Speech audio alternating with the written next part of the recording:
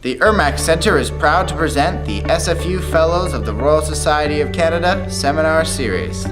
This bi-weekly series hosts 5 presentations per semester. For the Spring 2012 semester, the presenters belong to the Departments of Earth Sciences, English, Biological Sciences, Economics, and the School of Resource and Environmental Management. Today's speaker is Dr. Carol Gerson from the Department of English. Dear colleagues, I have to put my glass on. Thank you, Dr. Jungik, for having welcomed SFU Fellows of the Royal Society of Canada to share their research with the academic community in this stimulating interdisciplinary seminar series showcased at the IRMACS Centre. This activity demonstrates that through the diversity of the research fields, there are common qualities which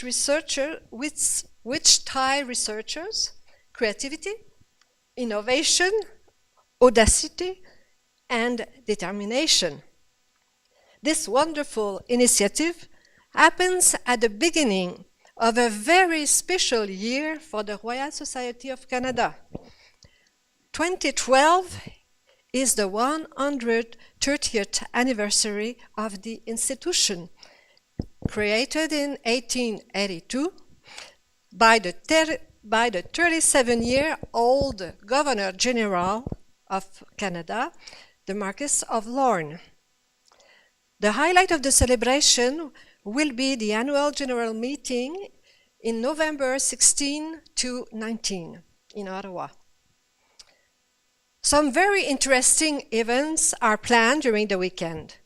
The annual symposium organized this year by the Academy of Science, the induction of new RSC Fellows, an award ceremony, a banquet, the AGM itself, and other gatherings. Fellows will be also invited to visit the first permanent home for the RSC called Walter House, an heritage house very well located in Ottawa on Somerset Street. I don't know if you know the place, but it's very well located between Metcalfe Street and O'Connor Street.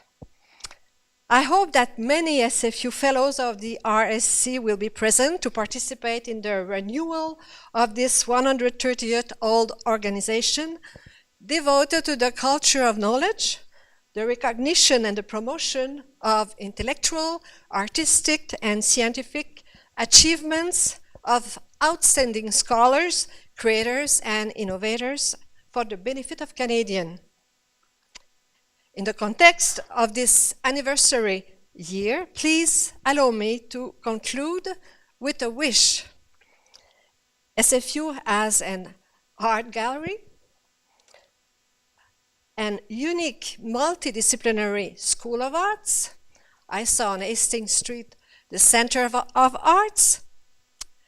As an institutional member of the RSC, SFU has the privilege of nominating potential fellows. Of course, the 40 individual SFU fellows of the RSC can also nominate.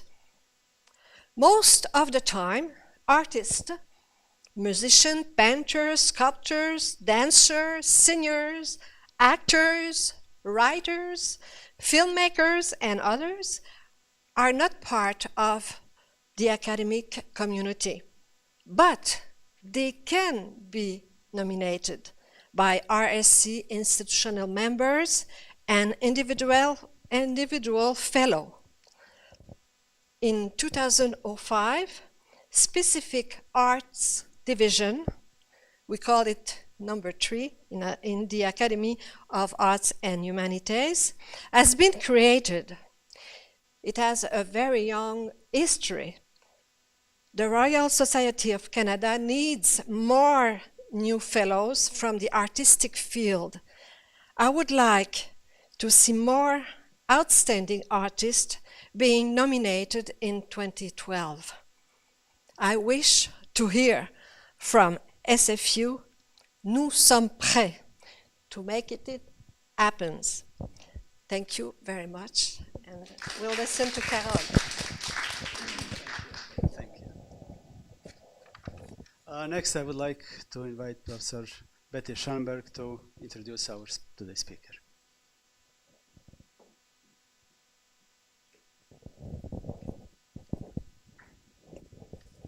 Thank you for this invitation to introduce Dr. Carol Gerson to you today. During the nearly 35 years since she completed her PhD in UBC in 1977, Carol has taught, researched, and published primarily in early Canadian literature with a focus on pre-1920 writing, also on women writers and the history of the book.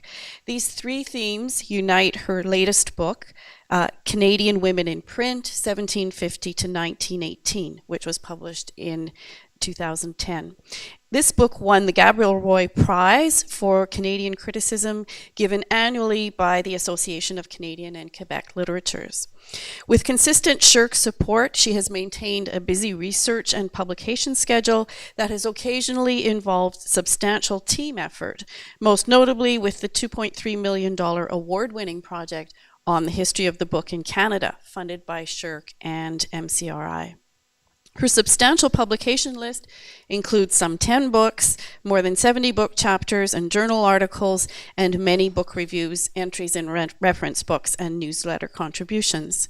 She's currently involved in a groundbreaking digital initiative, the Canadian Writing Research Collaboratory, catchily named Quirk, I think, housed at the University of Alberta, which has received CFI funding and for which she is updating and expanding her bibliographical database on early Canadian women writers. Carol is very committed to the training and mentoring of the next generation of scholars, graduate students, and postdoctoral scholars, to whom she directs most of her research funding and who benefit enormously from the opportunity to work with the leading scholar in her field. As Carol's colleague for 20 years, often as a fellow committee member or administrator, I want to emphasize also Carol's leadership role in our department and beyond. In addition to her substantial administrative contribution with terms as undergraduate chair, graduate chair, and department chair, that's kind of a short list of the worst jobs in the department, she leads by example as a department citizen. I wouldn't be surprised if she holds the long-term attendance record at department meetings, colloquia, and social events, not to mention graciously hosting many of the latter. Her generosity to colleagues across the spectrum of specialties is truly remarkable, as is her active mentoring of junior faculty in our department. Carol has also served on Senate and on a number of university committees, including search committees for senior administrators, and on committees beyond the university for SSHRC, the Canada Council's Killam program, from which she has also held an award, and of course the Royal Society of Canada. Carol is truly an example of the engaged scholar, both within academia and in the wider community. I could say much more, but I was asked to keep this brief, and so I will conclude by welcoming Carol, who will be speaking on a subject that reflects her sharing of her research expertise with the wider community. The title of her talk today is Plaques and Persons Commemorating Canada's Authors.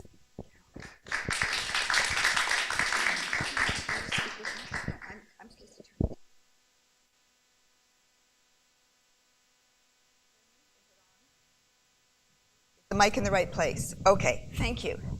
Wow, maybe I should just go home while I'm ahead after Betty's wonderful introduction. So I'm essentially going to read this because it's faster than speaking, more compact than speaking. So there are many ways for fans to connect physically with their favorite writers. This comes out of my sort of long-term interest in the way and so the public response to literature, and I've done work on Pauline Johnson and Ellen Montgomery, and this kind of pulls together some of those threads from over the years. And I'd really like to thank IRMACS and for putting on this series so that I can talk further about some of the things that are a lot of fun to do. So there are many ways for fans to connect physically with their favorite writers. The collection of autographs has been a long-standing practice, as has the collection of an author's books. Other dedicated readers like to visit the sites of favorite stories or poems or view treasured artifacts in museums.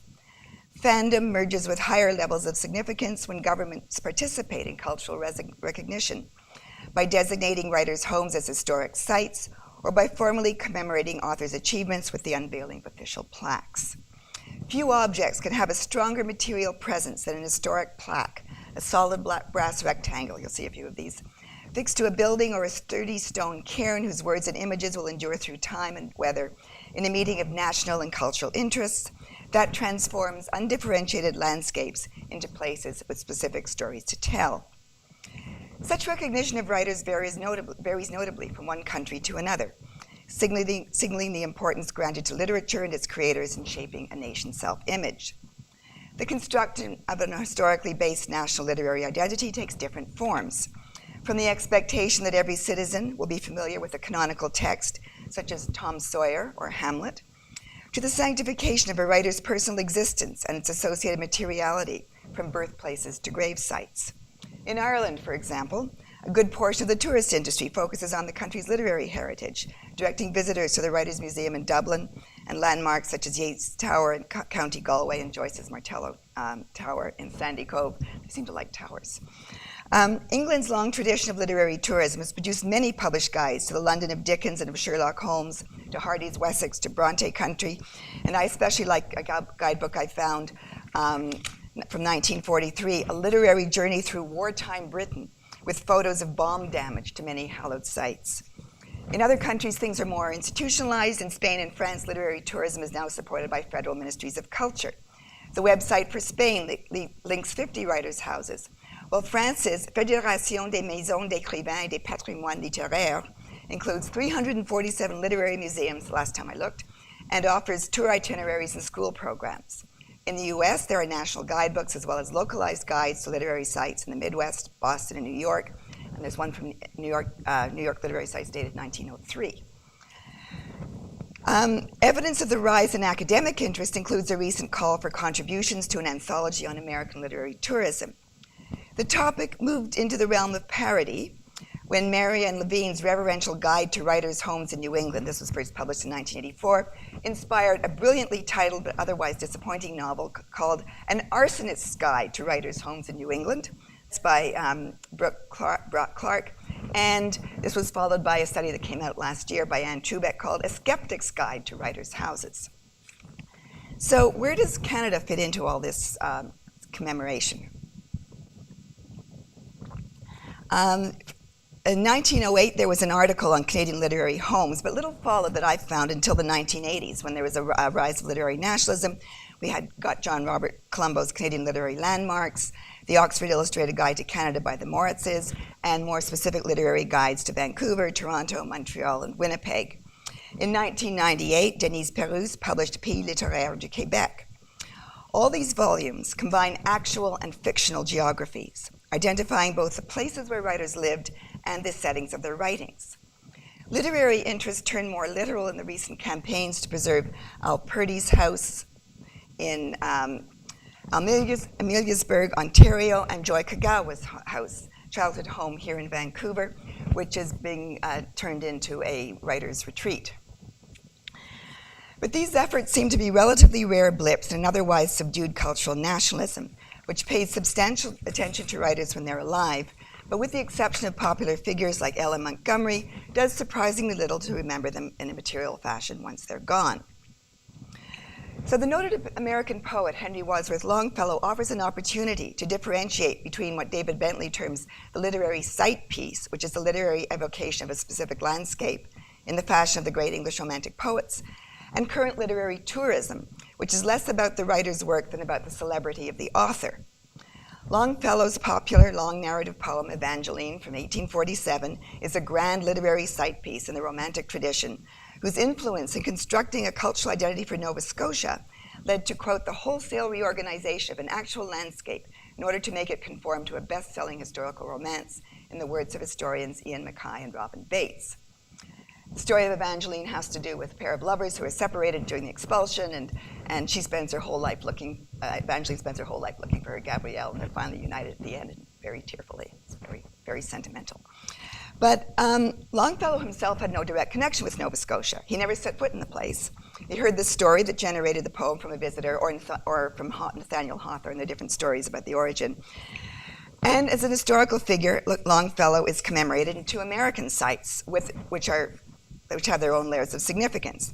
There's the Wadsworth Longfellow House in Portland, Maine, which is the home of his grandfather, where he spent most of his childhood. And that's been open to the public since 1901. And there's the Longfellow National Historic Site in Cambridge, Massachusetts, the stately house where he resided for 40 years.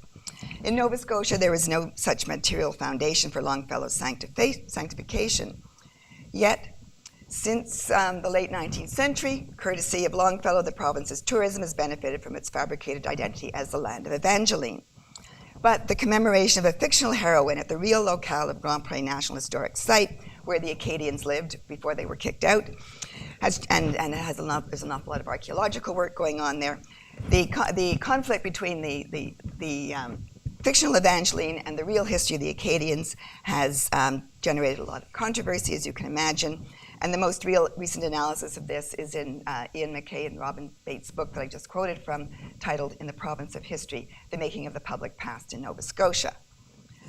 In the 1960s and 1970s, when Prince Edward Island similarly chose to rescue its economy by focusing on a fictional character to enhance its tourist appeal, they were fortunate to have Ella Montgomery's Anne Shirley of Green Gables, who was actually properly located in Prince Edward Island. There are controversies surrounding that, but at least there's geographic and historic authenticity to justify that whole industry that's grown up around Anne. So, in Canada, the creation of public memory through the official means, through the mounting of commemorative plaques and the preservation of historic sites, including some writers' houses, falls under an assortment of jurisdictions. At the federal level, we have the Historic Sites and Monuments Board. Well, at the provincial level, there are various departments in each province of heritage or historical boards and other organizations, and often their titles and mandates change. At the local level, we can find foundations and associations dedicated to specific writers, regions, or sites. It's a real mishmash. Occasionally, municipal agencies are involved. For example, this is Benares, the elegant home that served as the model for Maison de la Roche's Jalna, where she set all her popular novels that were bestsellers in the early years of the 20th century. It is now a museum operated by the city of Mississauga. In Ottawa, the Green Space Alliance is working on the creation of a Poets Pathway, Poets Park, and Poets Hill to mark the city's many historic literary affiliations. A different project is, because it focuses largely on current writers, recent writers, is the Charitable Foundation Project Bookmark. They haven't done a lot of them. I think that's the most recent one I could find. But they envision an ambitious national program of plaques that link literary texts with the sites that they embody.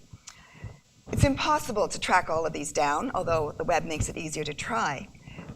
Fortunately for me, there's an enterprising retired teacher in Ontario who's created 2 fabulous websites, one for historical plaques in just Toronto, and as of the middle of January, there are 847, and another for historical plaques in Ontario other than Toronto, and as of the middle of January, there are over 1,400. And they're helpfully indexed, and that's where I got some of the pictures that I'm going to be showing you. So these efforts then, the various efforts, confirm that commemoration is erratic and unpredictable.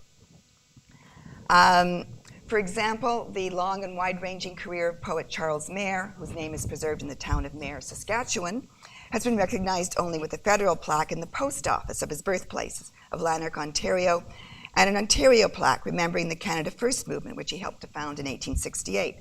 That plaque is placed on the outside wall of the National Club on Bay Street in Toronto. Other writers have received more substantial recognition. One such person is Isabella Valenci Crawford. She was virtually ignored during her very brief life in the latter part of the 19th century, but she's subsequently been noted in plaques from 3 levels of government.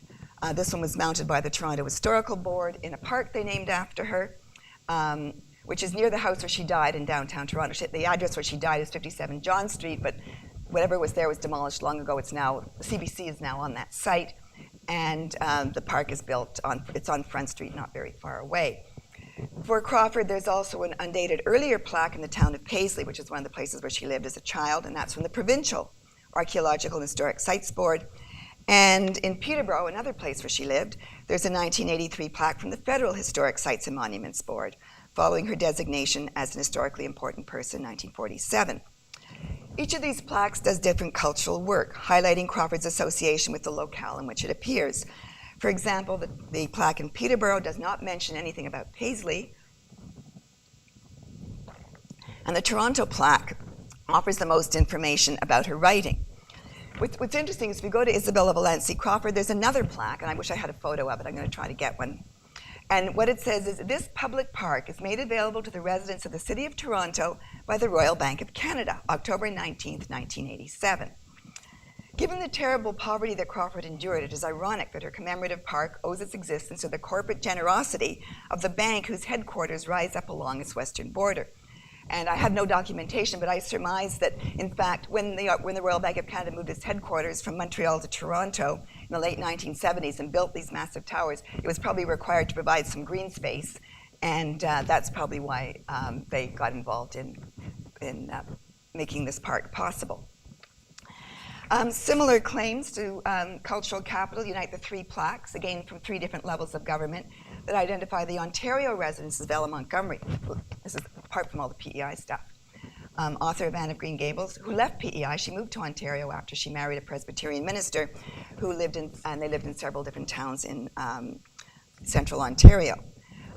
So the most recently dedicated one is the manse in Leaskdale, Ontario, where she lived, where she did a lot of writing actually from 1911 to 1926.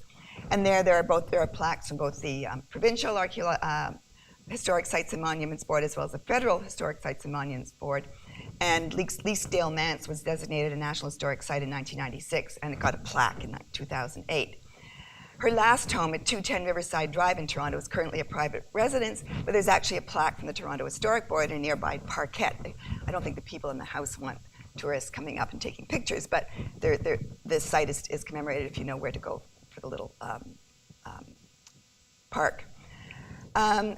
And of course, there are a whole bunch of other Montgomery things going on. There's a former tourist home in Bala Muskoka where she spent a holiday in 1922, and that's now a private Montgomery museum. And this stands apart from all the multiple commemorations in Prince Edward Island, where history and fiction blend in an array of designations. So what's happened in Prince Edward Island is that virtually anywhere where Ella Montgomery is known to have been is now designated an historic site. So for example, when she was young, she taught in a number of different rural schools.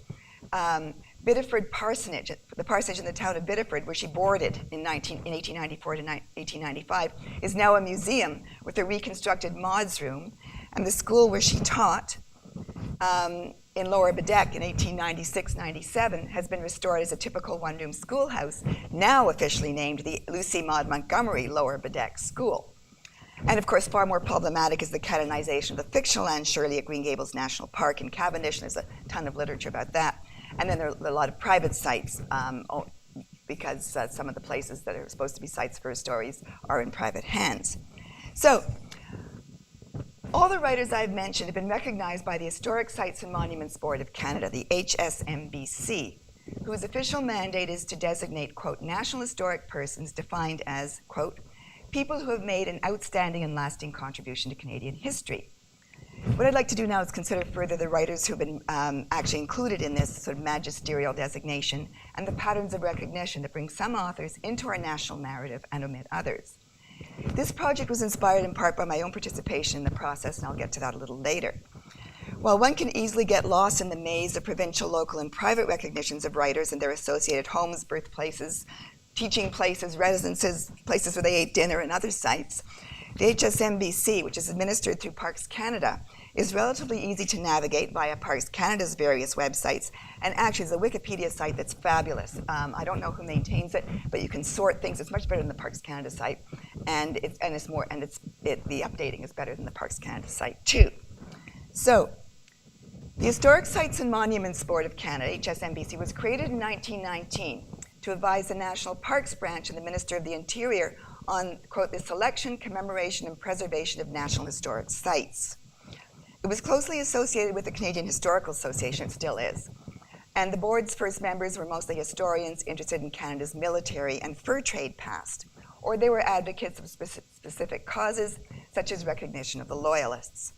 Most of their selected historic sites were located in Quebec and Ontario, and in fact, well, the bulk of them are located in Eastern Canada for obvious reasons, although there's an awful lot in New Brunswick as well.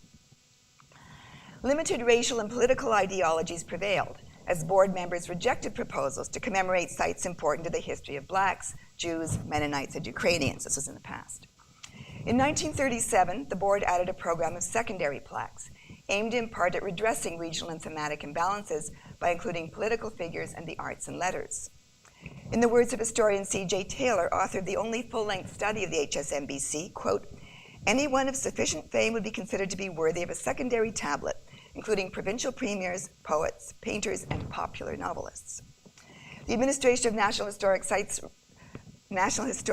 remains under the jurisdiction of Parks Canada, whose website informs the public that, quote, "Canada's program of historic commemoration recognizes nationally significant places, persons, and events of Canadian history. Designations of national historic significance are made by the Minister of the Environment on the advice of the Historic Sites and Monuments Board." It's a little redundant, but it's very clear how the process works.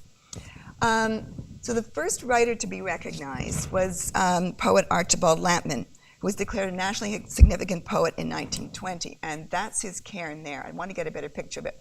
You can actually see that it seems to have plaques. In fact, I want to go see it. I got this off the website. I think it's got plaques I think it's got multiple plaques on different sides. So Archibald Lampman was the first nationally significant, the first poet to be declared an important person to be plaqued by the HSMBC, and this was in 1920. Few other writers, however, were honored until the late 1930s, when there was a wave of writers being recognized after this change in policy.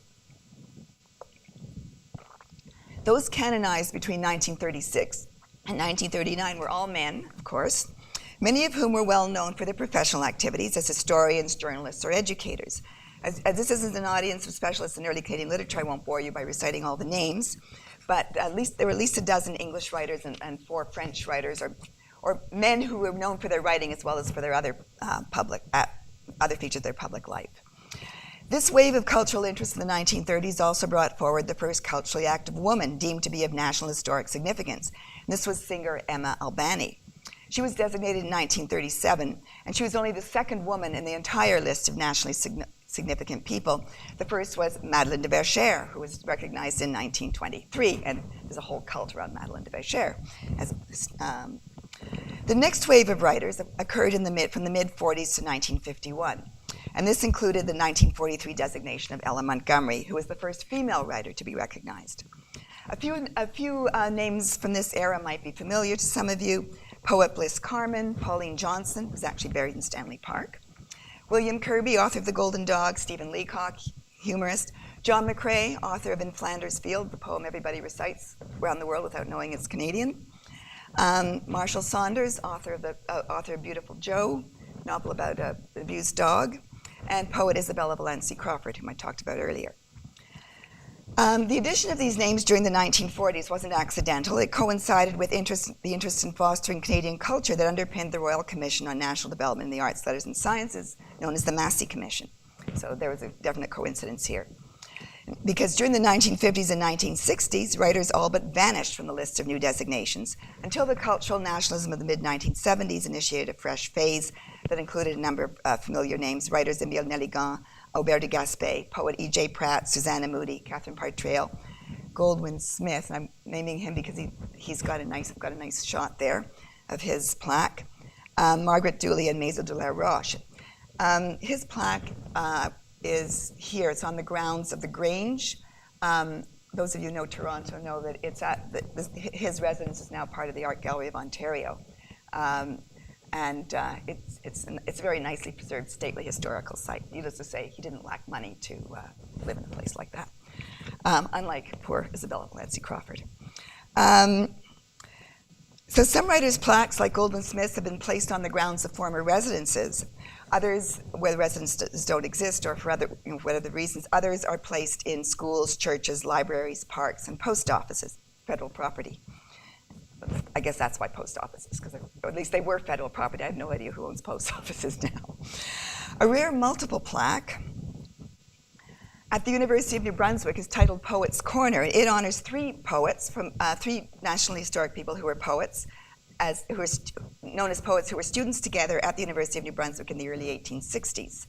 And these are actually two earlier plaques. The current plaque, there's yet another replacement plaque that's a bilingual plaque, because all the plaques are now bilingual, and it's part of a really nice monument outside the Harriet Irving Library with a bench, and you can sit there and sort of commune with the poets if you'd like. But not all National Historic persons actually receive plaques. For example, there's no plaque for Sir John Franklin, because nobody knows where to put it, because the story of his demise in the Arctic is still unfolding, and it's just being left. The fact that he's unplaqued means that he's associated with all sorts of sites where the remains could have ended up. So how does this happen? Well, some of these people were long dead when honored. Others, such as Ella Montgomery and Stephen Leacock, were recognized within a year or two of their deaths. Such immediacy has not been possible since the regulations were changed at some point during the 1980s to limit nominations to those who have been dead for at least 25 years. It's okay, I can pause for a drink. Surprising absences from the list of writers include Sarah Jeanette Duncan, a novelist, Agnes Mulmacar, Marjorie Pickthall, a poet, Félicité Anger, Laure Conan is not a National Historic person, and Laura Goodman Salverson, to cite a few women writers, and there are also a few men you'd expect to see on the list. Why, one might ask, would Jean Blewett, a relatively obscure poet who was popular during the 1930s, be a National Historic person, and not Sarah Jeanette Duncan, who is far more important as a writer and has received substantial attention since the 1960s? Well, it all has to do with people getting together to do the nominations. And one of the members of the Historic Sites and Monuments Board in the 1930s was an historian from Southern Ontario, who presumably was part of the process of nominating Blewett, who resided in Chatham, Ontario. What's particularly interesting is the sparsity of Francophone women. There are very few Francophone women in the list of National Historic persons. Marguerite Bourgeois, who founded the Congregation of Notre Dame in 1653, wasn't named until 1985, and the first and still only Francophone woman author is Gabrielle Roy, who was designated in 2008.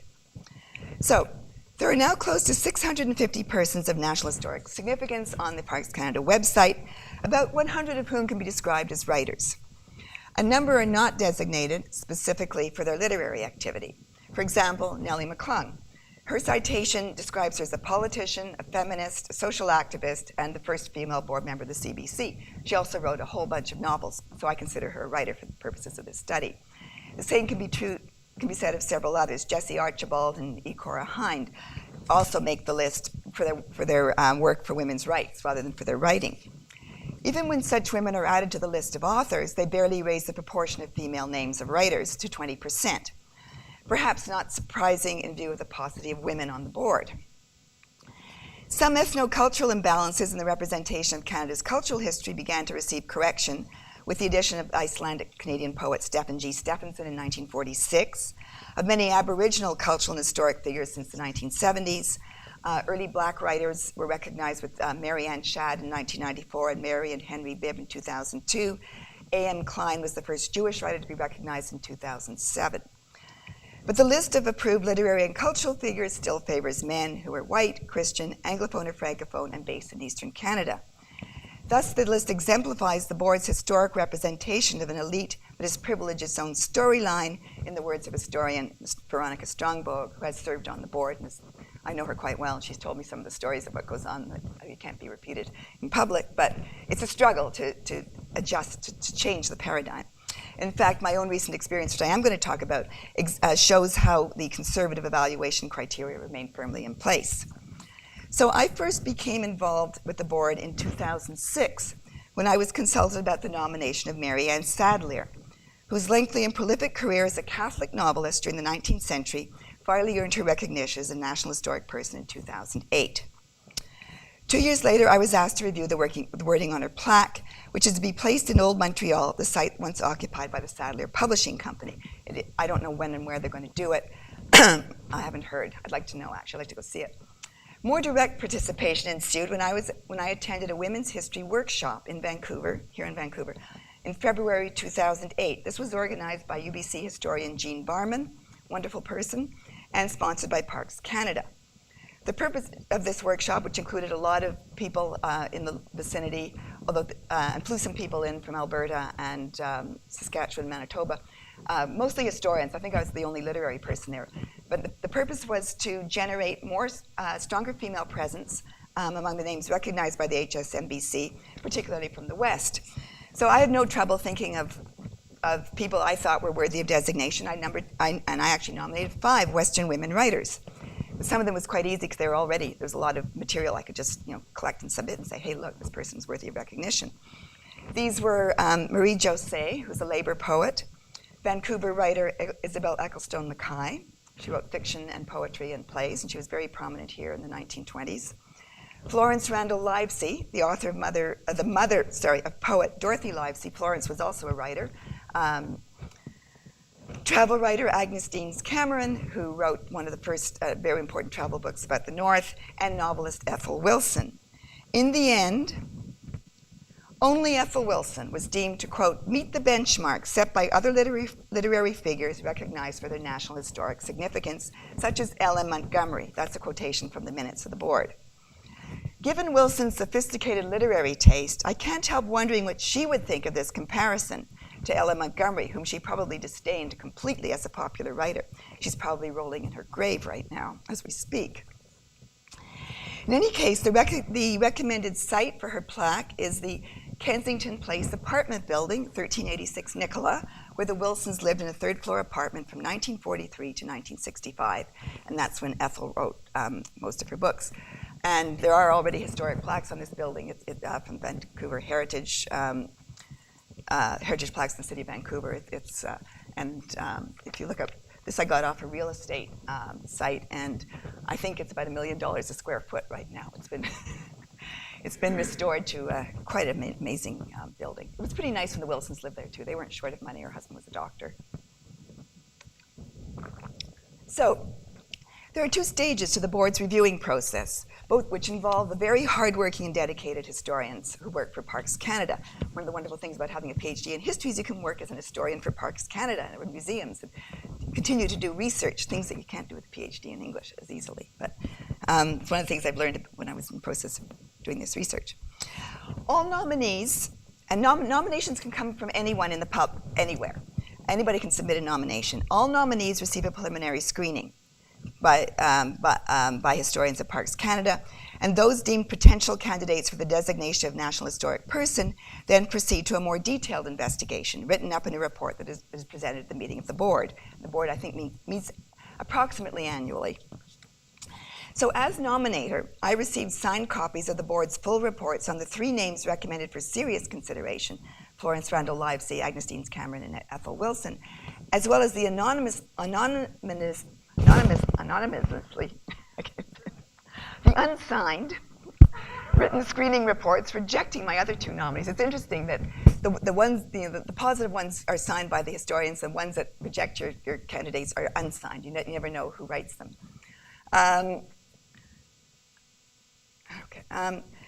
The text of these reports are really interesting because they illuminate the board's criteria and procedures. So the task of the historians, and I actually know at least one of the people who's worked there, and she's talked to me about this. Their role is to build the case that will meet the board's criteria for significance, and they do it by noting resemblances to previously designated figures, the way Wilson was compared to Montgomery. I knew that Marie José was a long shot, but I hoped that her case would be carried by her identity as Canada's first female labor poet. However, as almost everything about José is stuff that I've written, and they couldn't find much else to substantiate her case, she went by the wayside. And in fact, the report that rejected her said, the HSMBC has recommended the designation of a relatively small number of poets, and it found recognition of José as a poet, lacking in comparison with her selected peers, who were the big names of Robert Lampman Scott and Pauline Johnson. I was more surprised by the rejections of Isabel Ecclestone Mackay and Agnes Deans Cameron, because they had entries in the Dictionary of Canadian Biography, and I naively assumed that any woman who was worthy of an entry in the Dictionary of Canadian Biography was also worthy of recognition by the Historic Sites and Monuments Board. And by the way, only about 5% of the names in the Dictionary of Canadian Biography are female, so you have to be pretty visible to get in. But Mackay's nomination was turned down because the reviewer could not find sufficient scholarly material to testify to her significance. For example, Mackay had not been the subject of a PhD thesis. There's a topic waiting for somebody. However, reading between the lines of this report, when I reread it, I thought there's something going on here, because the anonymous historian who wrote it brought in several other writers who are also not yet recognized for comparative purposes, namely Agnes Mulmacar and Marjorie Pickthall. And I thought, wait a minute, I think I'm being asked to submit those names because their cases can be made. And so I have made those recommendations. And so here are my 3 nominees who are currently in process. Marjorie Pickthall, Agnes Mulmacar, and Sarah Jeanette Duncan, because I couldn't imagine Sarah Jeanette Duncan not being there. So all 3 of them have passed the initial screening, and now they've gone on to further scrutiny. So the reports I get on them will be signed, whether or not they do succeed. And the next meeting of the HSMBC, I think, is scheduled for July 2012, and we'll find out then whether these 3 writers make the grade. Okay, I want to talk just briefly about houses. So in addition to overseeing the approval of National Historic Persons, the HSMBC designates Natural Historic Sites. While writers as a group have received a good share of federal plaques as persons, and the HSMBC has clear policies for approving sites associated with historic persons, there are very few sites associated with writers. If you go on the Parks Canada website, you'll find over 950 historic sites in Canada.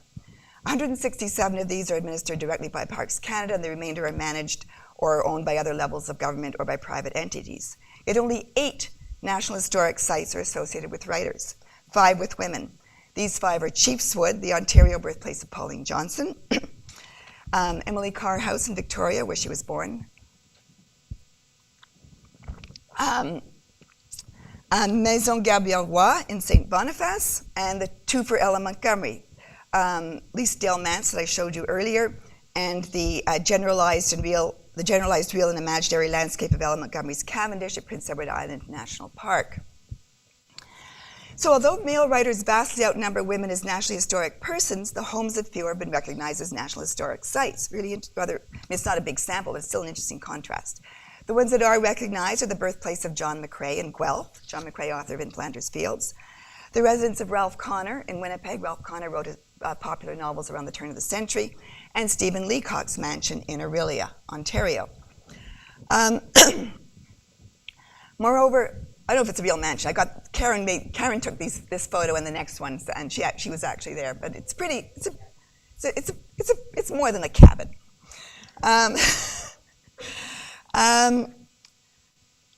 So the women's houses. And there's a somewhat different pattern of recognition. The women's houses tend to be personal shrines, reconstructing the material conditions in which the writer lived, or her literary creation, in the case of Green Gables. In comparison, while the museum homes of the men contain some artifacts from the author's life and career, the buildings tend to function more as public sites for events and education. For example, the stately Ralph Connor House, now owned by the Friends of the Ralph Connor House, has long been occupied by Winnipeg's University Women's Club. They actually bought the derelict building. It was going to be demolished. They bought it in 1939 and restored it and operated as a venue for educational and community gatherings, and they don't have very many artifacts from Ralph Connor. The more modest McCrae House in Guelph, now owned and operated by Guelph Museums, it's a civically managed site, displays more artifacts and information about the First World War than about the poet and his family. This distinction isn't absolute. Emily Carr House in Victoria contains none of Carr's paintings or manuscripts, so it tends to follow the masculine pattern and holds frequent exhibitions of other painters. And the Leacock Museum is closer to the personal model, the feminine model, because it houses Leacock's archive of books and manuscripts and personal papers. So, given the number of Canadian writers designated as nationally important persons, why have so few of their homes been designated as National Historic Sites?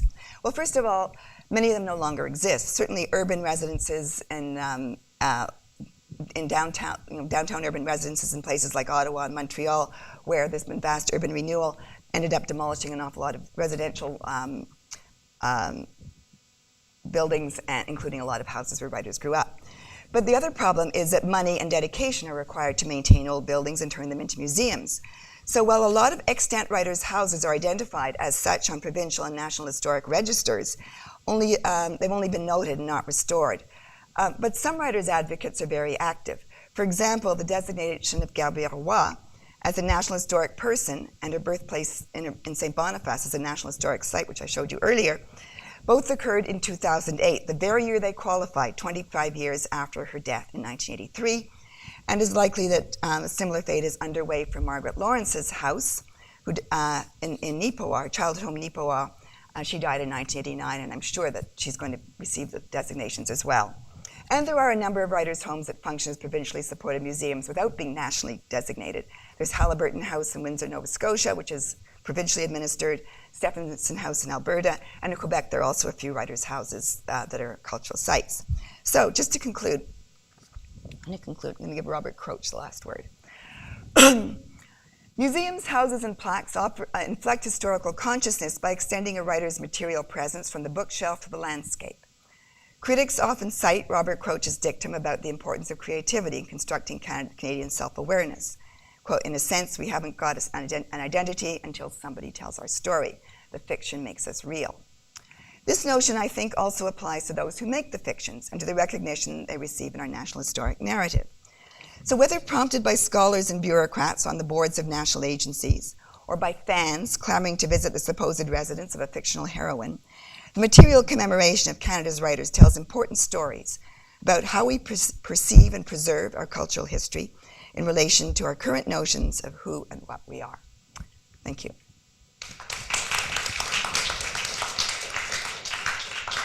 Thank you. Questions, please. If anybody's interested in presenting a nomination, I'd certainly be happy to advise you, by the way.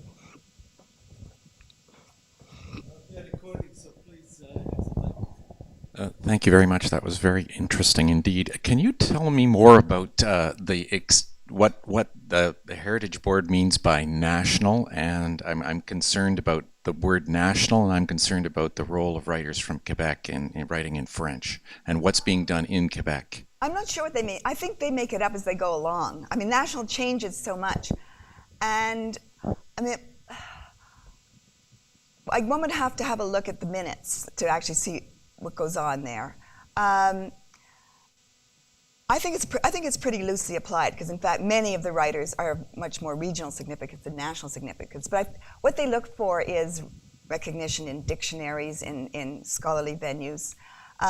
I actually surmise, and perhaps other people in this room would have something to say about, that the reason why there aren't as many people from Quebec who are part of that process is choice. It's not the board that's saying we don't want more francophones. It's that significance in a pan-Canadian context is less important than significance in a Quebecois context.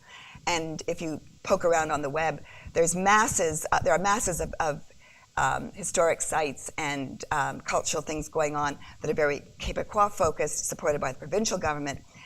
What was interesting, though, I can't remember which one it was. There are some sites where there was one writer's house, I have to find my notes, that is where that gets a lot of federal funding in Quebec. If you go look at the board of sponsors, you'll see that it gets money from Heritage Canada, but it's not designated a National Historic Site. And so I think there's certain negotiations being played out about how the term national is used, because it can be such a fraught term.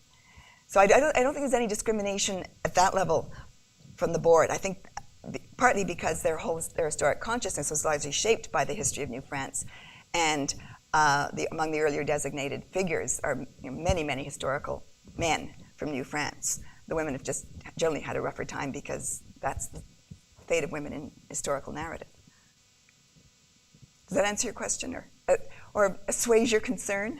Well, I was concerned of being part about Western writers as well. I mean, I was interested in Quebec, but I was also interested in Western writers and whether or not a writer from British Columbia was a priori less likely to be considered national than a writer from Ontario. That is interesting, and Ethel Wilson's an interesting case because she's very BC focused. Her books are set in BC. People in Ontario don't pay that much attention to her. And so, it can be a bit of an issue. Now, the representation on the board is regionally manage. So there are representatives from various regions, and so the West should be properly recognized. The other thing is, of course, history is shorter in the West, so there's less to draw on. But I think there are also cultural differences. I mean, in Toronto, there are plaques all over the place, from the city, from the province, as well as federally. In New Brunswick, you know, every time you turn around, you bump into a plaque in Fredericton, partly because they haven't torn anything down, so there's lots more to plaque, or they haven't torn much down. You know, I mean, where is our provincial board to recognize historical sites? Where is the city of Vancouver has a heritage board, but it's mostly for buildings. I don't think it's for persons and other things. So I think some of it has to do with the local awareness and sense of the significance of recognizing the past in you know, on site, and maybe more has to be done at the local level as well as at the national level.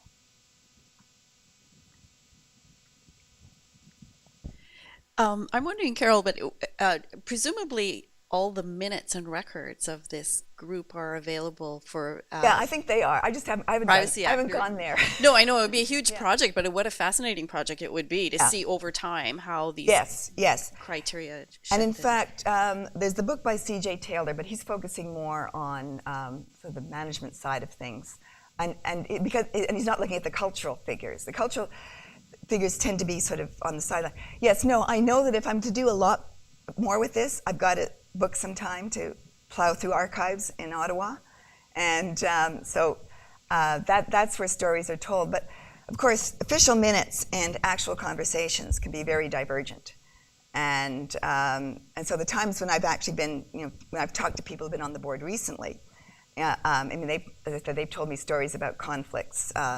I mean, the designation of Mary Ann Sadleir ran into all sorts of things. You know, in what way is she significant? In what way is she nationally significant? In fact, she spent a lot of her life in the States because in the Anglo-Irish Catholic community, there was the cultural line was Montreal, Boston, and the family newspapers were in Boston as well as Montreal, and so the issue there was, is she Canadian enough to be recognized? I mean, she wrote enough. She wrote at least 60 novels, and they were incredibly influential and popular.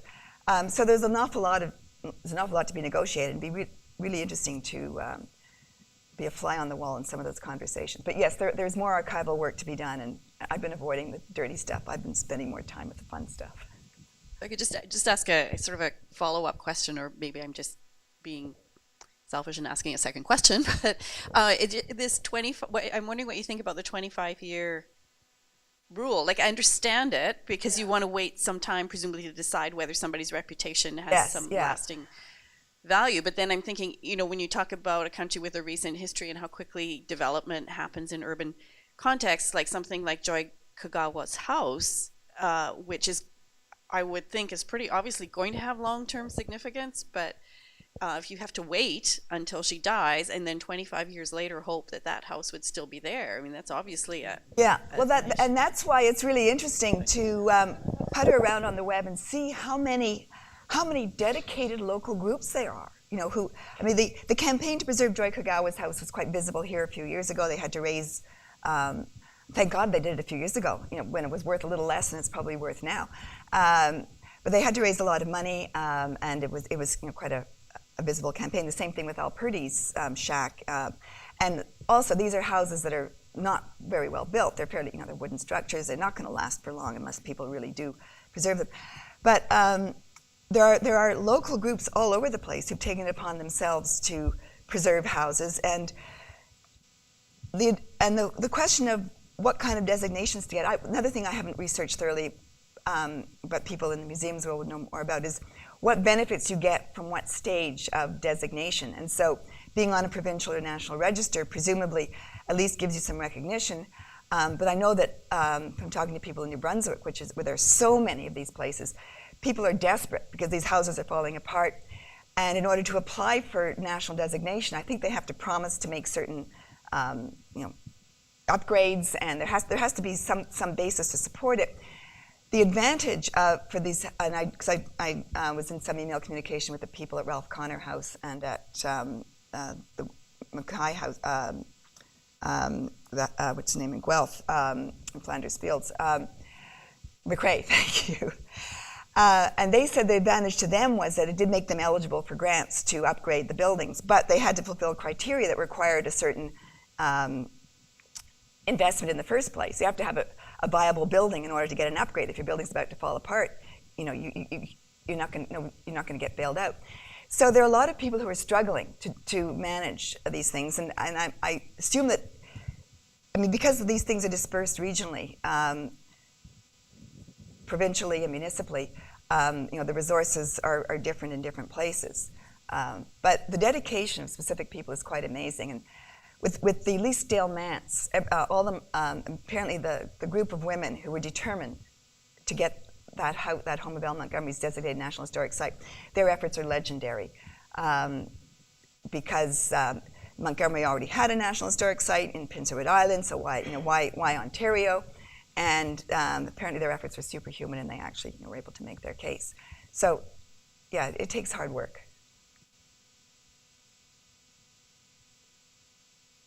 Another question? If not, let us thank our speaker once more. Thank you. Thank you very much.